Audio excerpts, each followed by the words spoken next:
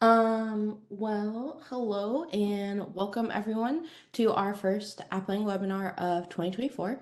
I'm excited to kick off our webinar because today we're going to cover the newest features to help automate your Appling translation orders. Oops. Okay. My name is Aisha Amin, and I'm one of the customer success managers at Applanga. I typically handle most of the US-based accounts. My job is to help customers use a platform effectively and efficiently. I'll help users learn the ins and outs of Applanga, and I'll assist with any issues that may come up while you're localizing your projects. If you ever have any questions, run into any problems, or really anything at all, I'm here to help. Then joining me today behind the scenes is Christian Stanka. He's a CEO and co-founder of Applanga. He's going to be the man behind the curtains today to help us with a smoothly run webinar and with any questions that may come up as we progress through the content for today. Hello everyone, thanks for joining. I will be mainly handling the chat and be here for any questions and comments if needed. Feel free to put your questions in chat depending on the amount. I will either go ahead and answer anything in there, or we will pick it up in the end or during the section of the webinar itself. We will make the decision on the go. You can ask your question via the chat to everyone or to presenters and journalists if you would rather have them send kind of anonymously directly to us. Free either way. And back to you, Aisha. Thanks, Christian. Okay, so with our introductions out of the day, or out of the way, sorry, we can go ahead and start with the agenda for today's webinar. So since we're talking all things translation order automation, we'll talk about automation and how it can help with teams' efficiency, scalability, and your time to market. Then we'll dive into personal access tokens, or PAT or PAT for short. We'll include what they are, how to actually create them, what permissions you'll need to use them, and how to use them for your automated translation orders. You'll actually need a PAT for both of our translation order options, which leads me into our next topics. For our designers, we'll show off the new option to create orders via the Applanga plugin for Figma. Then for the developers, we'll get into the dev perspective by using the Applanga API integration to create orders. I'll include a quick demo of some of the most helpful order-related options via our newest API routes. Then last but not least, we'll give you a sneak peek into future order automation improvements. Now, as you can see, there's a lot of content for us to cover today. So as we progress through the webinar, like Christian said, please add your questions to the chat. He'll collect them as we go, or if it's something that's pertinent, he'll go ahead and address them as they come in. If you miss anything because of an urgent email or call, if you work from home and you've got a kid or dogs in the background, no worries.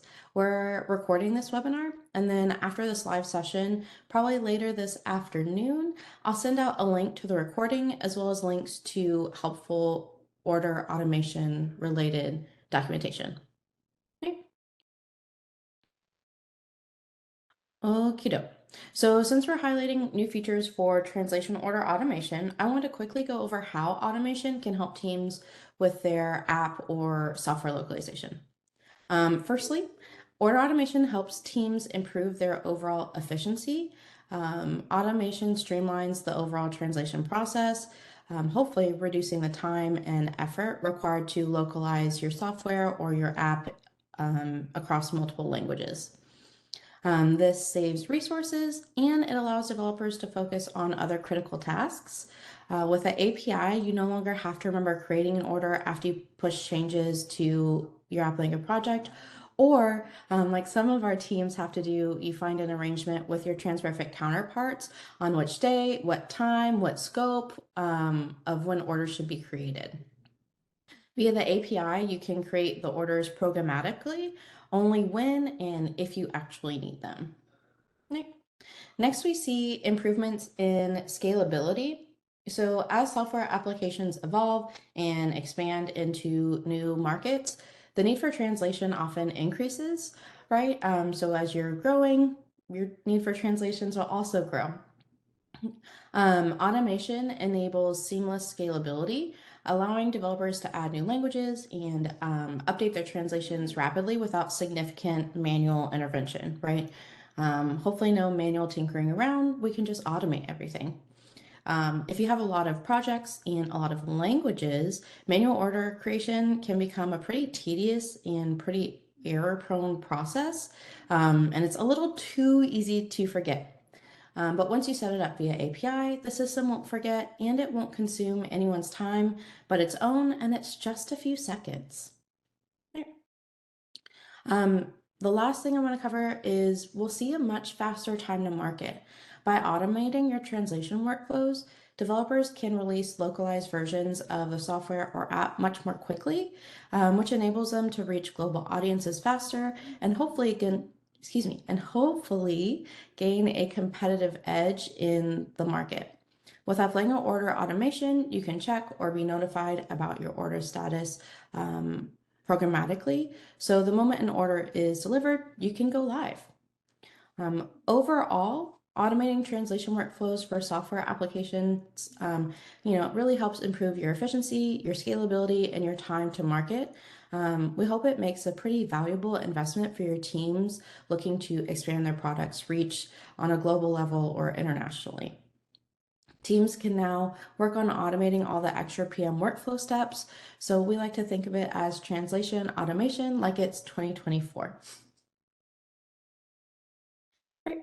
So for this webinar, I kind of mentioned it already in the agenda section, but I'll be presenting two ways that we can automate Applanga translation orders. So one option is for designers using the Applanga Figma plugin, and then the other option allows developers to leverage the Applanga API integration.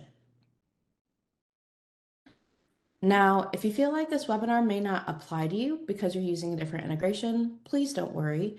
Even if your app or software uses a different Applanga integration, you can always add the API integration specifically for automating translation orders or automating managing your translation orders. Yeah. Another great thing about the API integration is that it can be used in combination with webhooks and TransPerfect's internal translation systems to essentially completely automate the entire order process. If your company has its own Global Link Project Director instance, the flows can be customized to your workflow needs. Even better, you're not limited to using only the API integration for the upload of source and download of translations. You can extend your software or app's existing integration with Applanga using the API to automate your order workflow. Then pairing the order API routes with the automated order settings can allow you to essentially create the order via API and have your content sent directly to TransPerfect. Then using webhooks, developers can be notified of changes to the project. You could even tack on the API option to request a list of all orders and their respective status, or to get the status of a specific order to ensure all the content you need for your latest release is ready for download. Then once you've confirmed translation delivery, you can download or export your translations as needed. We're really aiming for developers to automate the process, saving them time while they can efficiently expand the global reach of the app or software. Okay. Now, before we get into how each order option actually works, let's talk about personal access tokens, or PAT or PAT, whichever way you'd like to refer to them. Both the Figma order option and the API integration requires a PAT to create the order. At a high level, a personal access token enhances your security and traceability of project-based API routes and access. With a PAT, it becomes possible to identify the user responsible for creating an order via the API or Figma integrations, and that's based on the user's respective token. Right. So with that being said, let's jump right in. I'm going to switch from the PowerPoint to, I do not want to close that. There we go. We can switch to my demo project. This is my Michael Scott one. It's something easy for me to remember. But what we can go ahead and do now is create a PAT. All right, so what I'll do is I'll click my little user drop down and I'm going to grab personal access tokens. All right, so you can see my old one here, but I'm going to add a new one. And I need to give my personal access token a name. I'm sure you've heard me say this 1,000 times, but the more descriptive the name, the better. So in this case, I'm just going to do, say, order automation webinar. All right. So that way I know what it's for. Most of these options are specific to the API integration, like the project, translations, tags, and screenshots, and so on. And this just makes it easier to track who did what and when. If you're interested in restricting to specific API access routes or scopes, be sure to check out the personal access token documentation, which I'll share alongside the webinar recording later today. But for purposes of order automation only, the order option should be selected. Right. So this gives us the option to create and manage orders using the specific personal access token, right? And now that we've got a name, I've selected my permissions, I'm going to create my personal access token. Okay, so that leads me to a couple of quick but very important notes about personal access tokens. First, be sure to save your token somewhere secure, but also easy for you to find. You'll only be able to see the personal access token once. We even give you a little note. You won't be able to see it again. So I'm going to copy it. Wait, did I get the copy? Oh, access. Okay, copy to clipboard. Done. I'm just going to pop it in my notes since this is just for a webinar.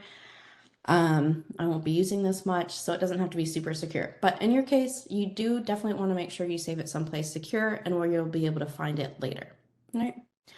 As you see, I did not follow my own advice earlier. I did not give myself a descriptive name, but generally best practices, make sure you give yourself a descriptive name so you can remember what each one is for. All right. So now I'm going to switch back to the PowerPoint to see a couple other notes about personal access tokens.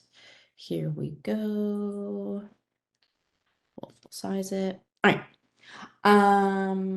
Let's see, where was I? So the next note is for forgotten personal access tokens. If you ever forget or lose your personal access token, you can always come back to that page and create a new one. Alternatively, if a token should be considered compromised, you can delete it and create a new one. The personal access token is tied to your user account, so please don't share it. If you share it with another user and then your name is tied to the changelog entry, then it's not really easy to trace who did what when. Um, excuse me. As I mentioned earlier, your personal access token is only going to be visible that one time when you first create it. So be sure to save it somewhere secure and where you're actually going to remember where you save it. And then last but not least, I want to make a note about the personal access token and that it's completely separate from your project's API token. Like I mentioned earlier, it's tied to a user's account, while an API token is tied to the project itself. You'll still need both the personal access token and the API token for both the Figma plugin and the API integrations. Right. Okay, so now that you know all the prerequisites, excuse me, for translation order automation, it's time to see how it actually works. So since the Figma one is a little bit quicker and easier to demo, that's what we're going to start with today. All right. So let me switch out of the PowerPoint again and pull up Figma. Actually, you know what? Let me pull up my project first. I cheated. I went ahead and created a project ahead of time. Again, I gave it a very descriptive and easy to remember name, so I know what the project refers to. In this case, it's just going to be my translation order automation. Now, like I mentioned earlier, you'll still need the API token, which you can grab in the project settings. Give it a second to load. And if I scroll down, I can grab the API token here. copy to clipboard.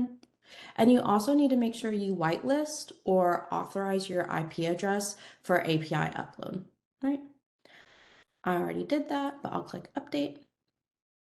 And now we'll get into the Figma plugin itself. Like I said, I cheated ahead of time and I went ahead and I configured the connection. So I can double check here my Applanga project name, translation order automation, but now I also need to paste my personal access token here. So I'll grab it from my notes, hop back into the plugin.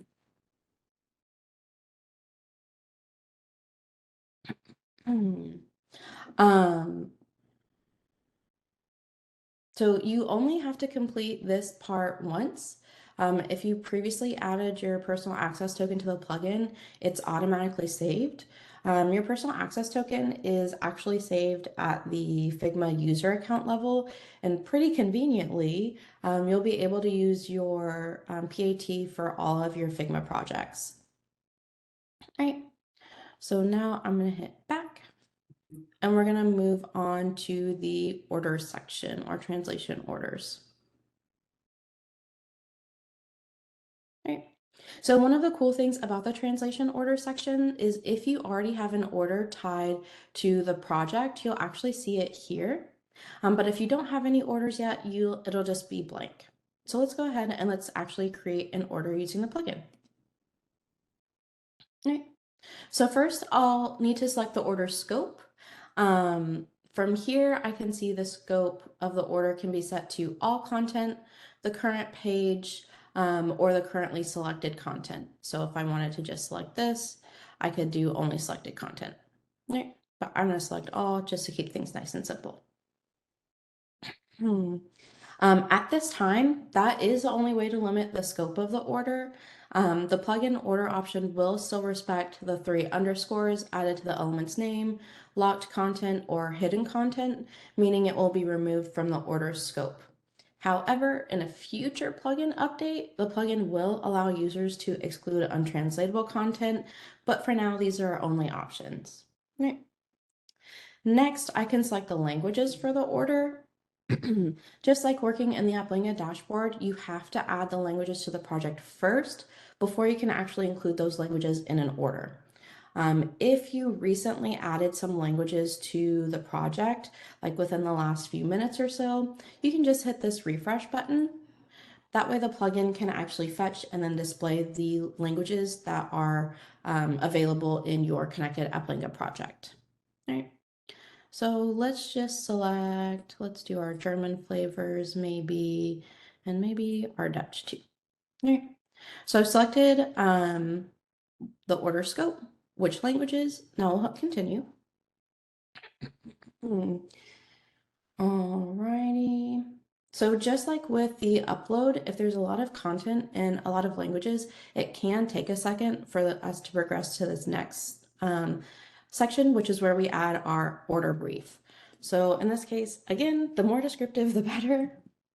This order is for the automation webinar. Some teams like to add which languages should be prioritized here if there are multiple languages. Any helpful information that you think is relevant to the TransPerfect team or the linguists who will be working on this content. All right.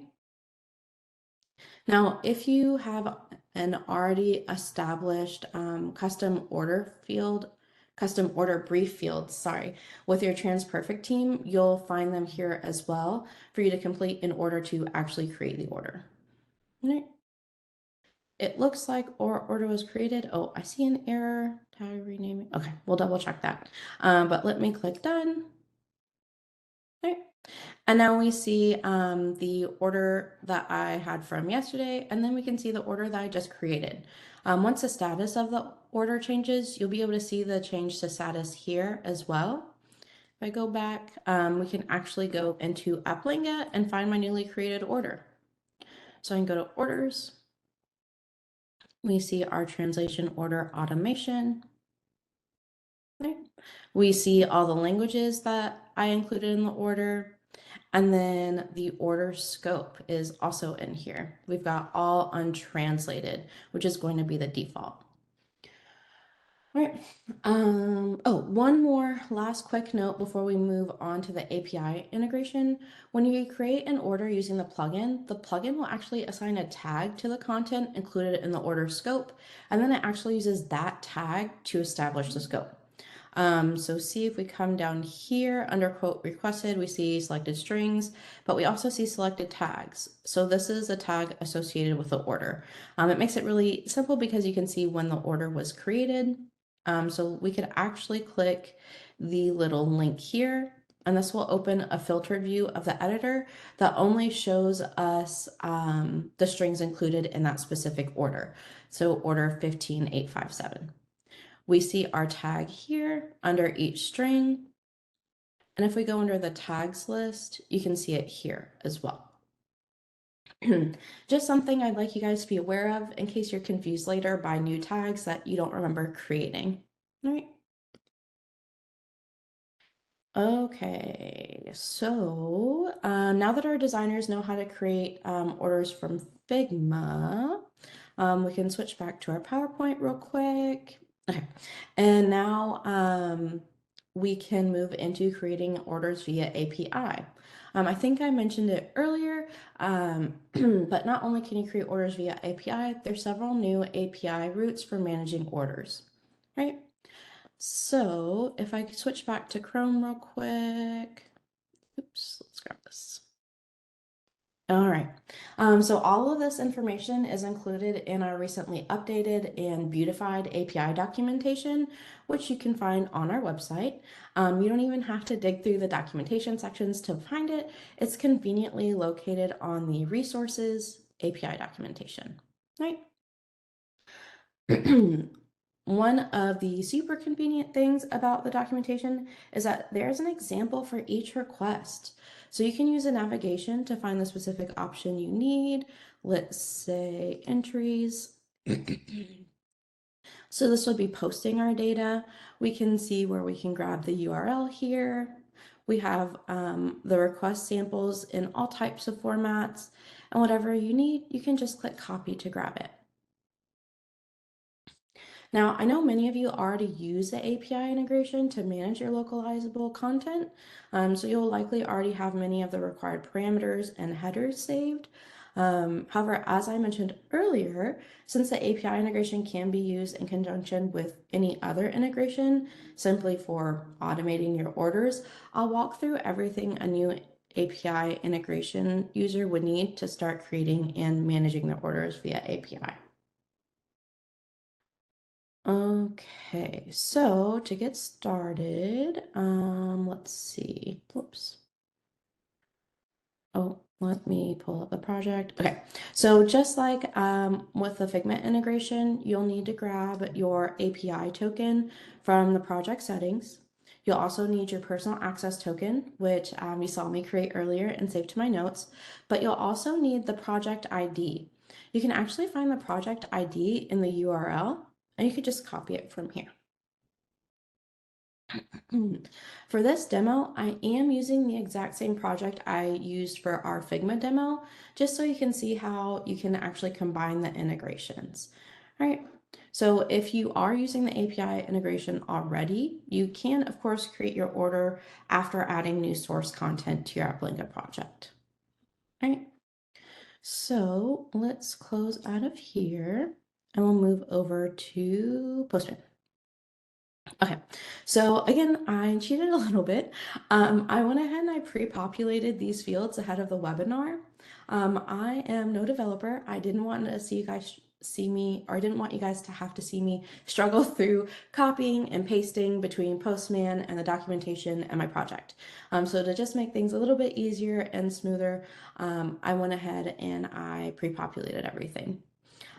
So for creating an order, I would use a post request.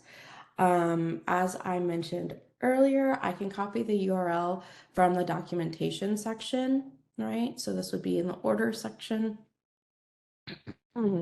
Excuse me. The same process goes for all the new order related API options. I would also paste my app ID in here. This is again what I grabbed from the project URL that corresponds to your app ID. Then under headers, excuse me, I already added my API token from my project settings. It does have to be added with bearer first, and then you can add your API token. And then this is also where I need to post or paste my personal access token. So I can come into my notes, grab my handy dandy personal access token, and paste that here. Right. Now we can switch to the body of the request. Once again, I can pretty conveniently copy and then paste the example from the documentation. The example in the documentation just shows a couple of options, but I added a few more as well, like the due date, order brief, and string selection criteria. There are a lot more options to establish or limit the scope of the order when creating via API. We really already had so many options to create your orders and even customize the order creation flow itself already on the Applanga dashboard. So now all of those options are actually baked into the new API routes. I think the only thing that's currently missing is the ability to attach documents to the order brief, but the development team does hope to add that as an option soon. But again, for today's demo, I'm just using what I consider to be some of the most common and helpful order options. But after this demo, I'll be sure to share all the available options with you a little later in the webinar. All right. A couple of things I do want to point out about some of these order options. By default, the string option or the string selection criteria is going to be set to untranslated. So I could omit this section, the string option all. Then another default is going to be the due date. It typically defaults to about a month out, but you can set it for as far out or as soon as you need. I've set mine to April 1st, and you'll notice it is in year, month, day format.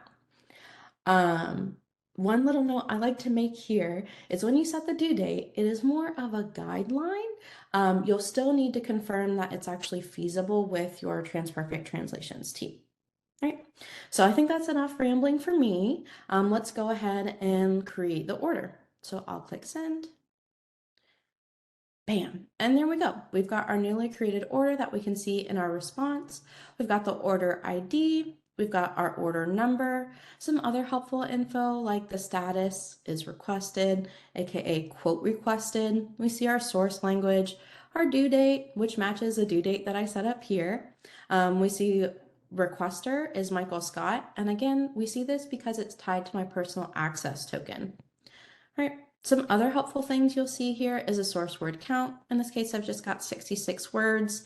We also see that string option that I mentioned up here is set to all, but if you didn't set it as part of the order request, you would just see untranslated.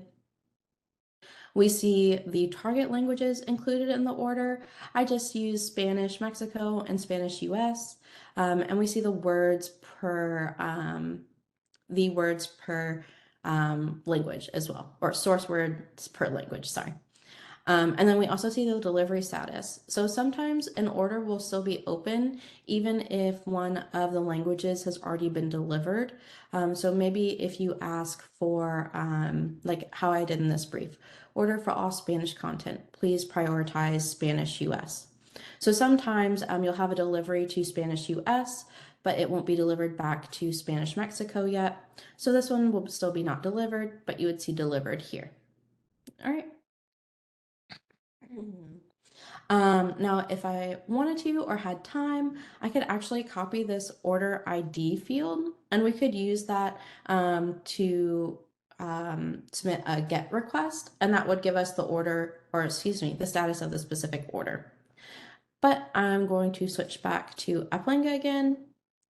If I go to orders, I should see yet another order that I just created.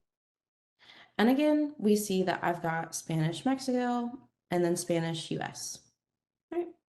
You can see my order brief here. basically all the things that we set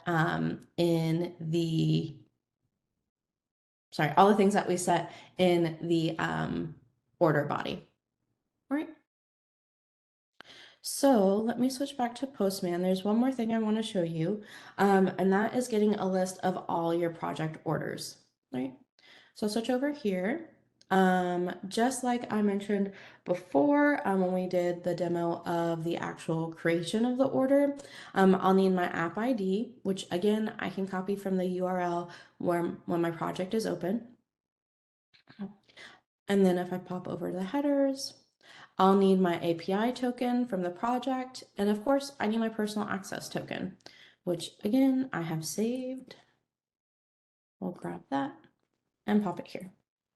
All right.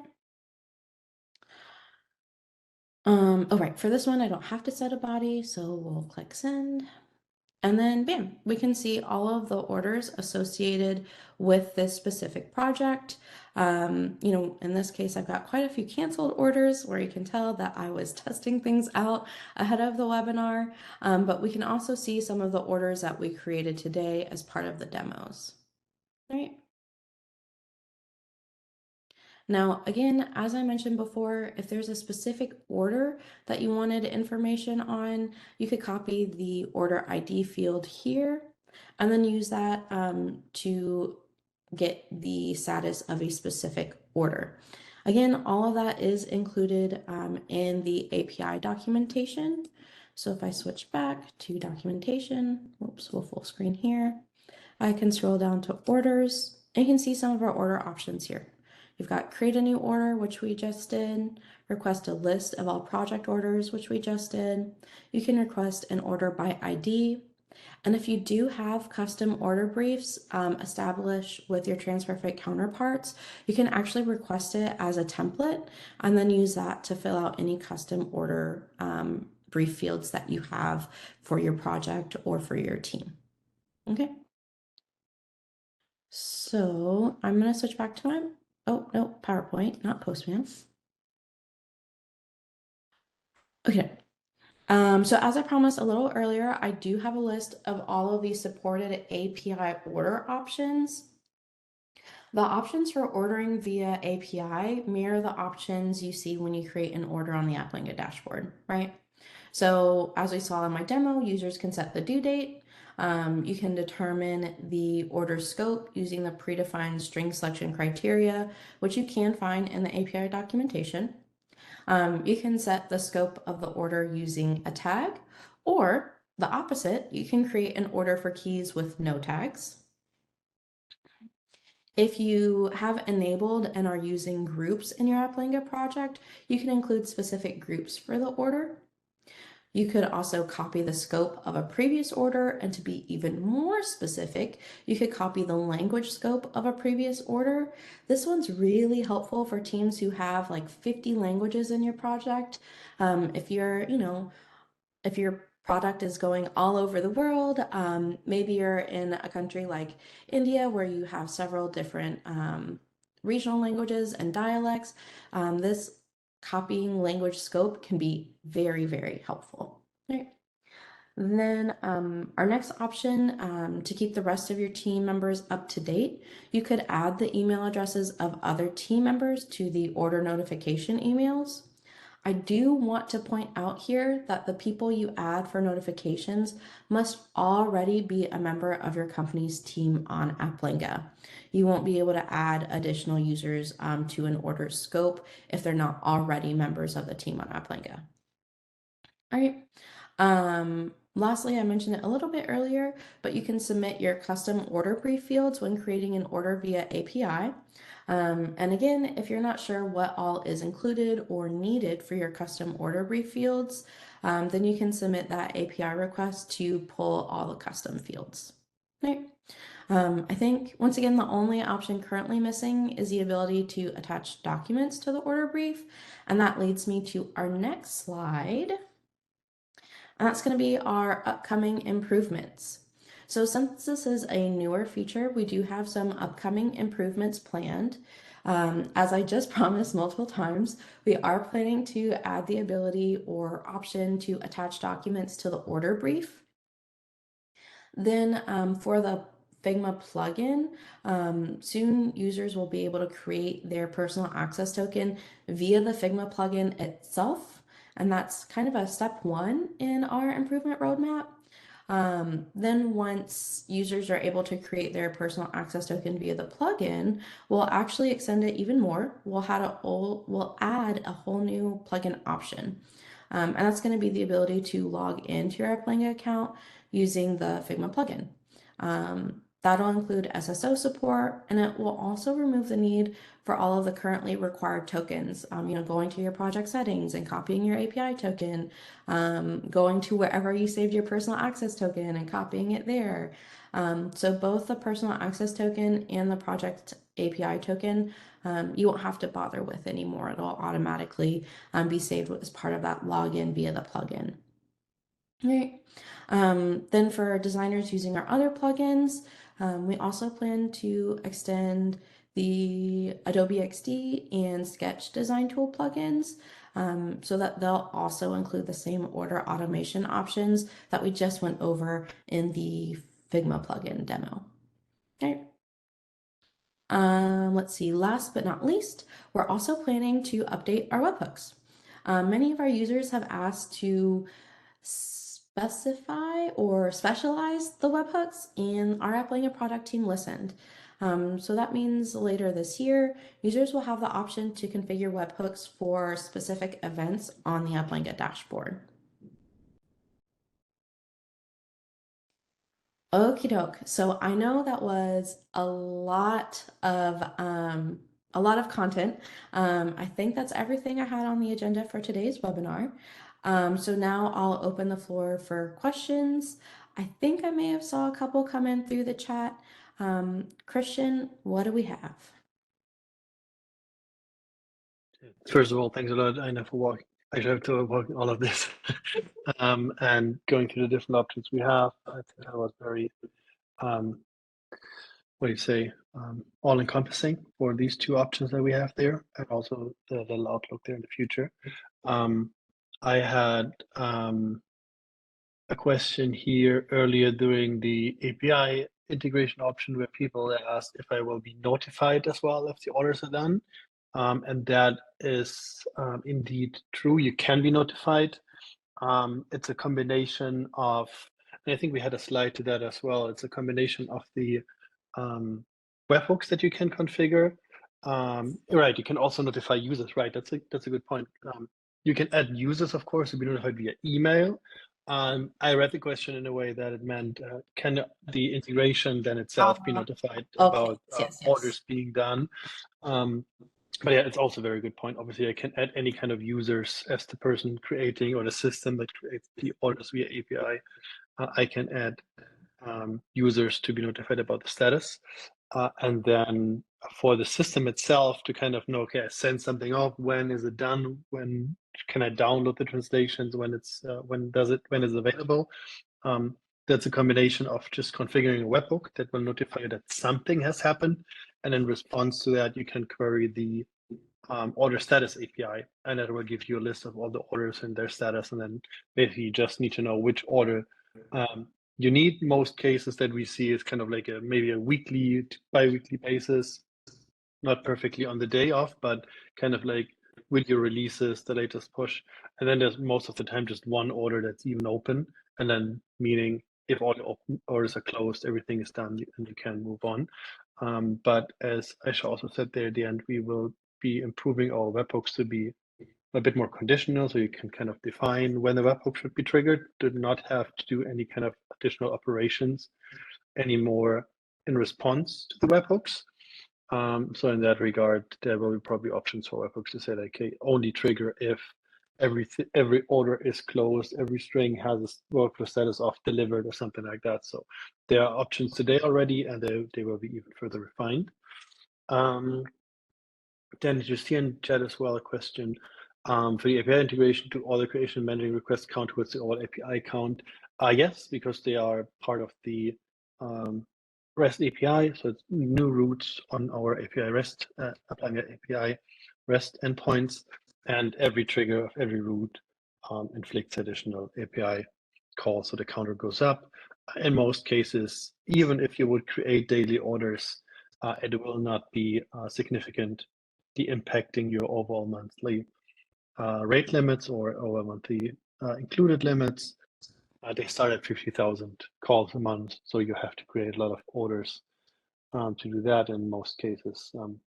If you have a setup with many projects, many languages, and your system would create a lot of orders, most likely with those number of projects that are included, also the number of API calls available, probably like up to 1 million or something like that. So you will not significantly impact your monthly limits with using these kind of calls, these kind of routes. And then, yeah, will also be Adobe XD supported. Yeah, as Aisha said, eventually we hope to support this on all plugins. Right now we see the most popular one is definitely Figma. Now after the Adobe and Figma merger is kind of reversed or will be reversed, we will have to see how relevant Adobe XD will stay. We still have clients using it. We still have requests coming in for use cases around that, and we hope we can continue to support it, but Figma will be definitely the thing we really concentrate mostly on time, and then create feature parity along the way with the other plugins as we did before. But right now we really see like, I don't know, 95% is Figma usage, and only the small remainder is split between Adobe XD and Sketch. All right, and I think those were all of the questions for today. But it's fine. Then we can cut it off here early. We are still be waiting here a little bit in the webinar, but happy to give you that time back now. Feel free to reach out as you see here on the screen. And as Aisha said, we will be recreating the recording. I will stop it at this stage. Yes, stop the recording here, and then we will